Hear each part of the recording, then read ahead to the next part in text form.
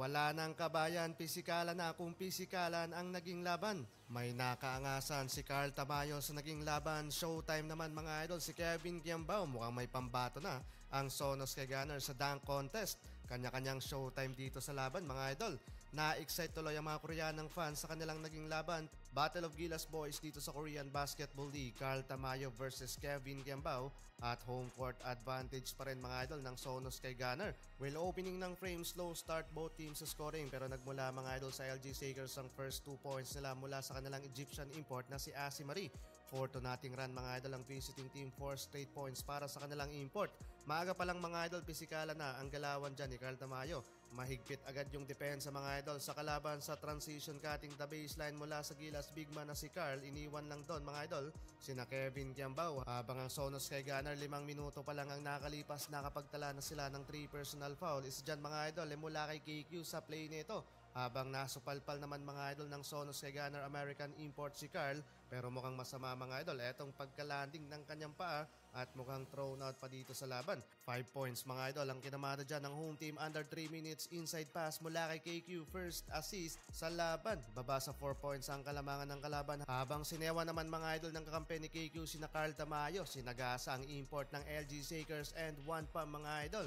KQ naman nagpaparamdam na din mga idol, 100 dunk approved sa kanilang captain.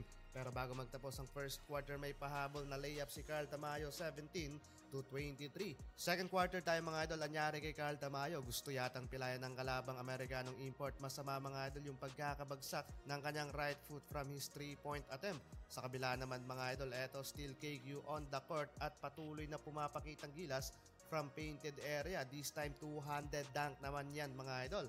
Halfway ng quarter parang wala lang nangyari kay Carl, agad binalik sa laban. Laki pa rin ang impact para sa LG Sakers. Eto another cut mula sa big man, sabayan pa ng 2 kalaban and 1 basket pa mga idol. At mula pa sa kanyang assist, lobo sa double digit ang advantage ng LG Sakers.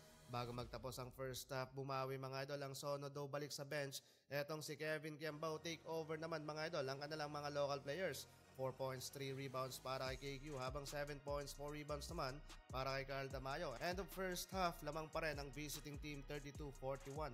Third quarter tayo mga idol, nagkaroon ng konting struggle ang parehong kupunan both offense and defense. Sobrang alat mga idol sa field goal, 5 minuto ang nakalipas, 8 puntos na ang kinamada ng home team habang nakadalawang puntos pa lamang ang LG Sakers. Pumapabor mga idol sa Sono pero pagka halfway ng quarter, anyari mas napako yung visiting team sa kanilang scoring habang nabura mga idol ni KQ ang lamang ng LG Sakers. Inangasan pa ng kalabang import si Carl Tamayo. Nag-aangas na sa laban mga idol dahil tabla sa 55 ang talaan sa scoring sa pagtatapos ng third quarter. 6 minutes remaining ng last quarter, lalong na-frustrate mga idol ang head coach ng LG Sakers dahil in control na sa laban ng home team. 8 points so far para kay KQ habang best score naman sa kabila si Carl Tamayo. So far mga idol, 22 points na.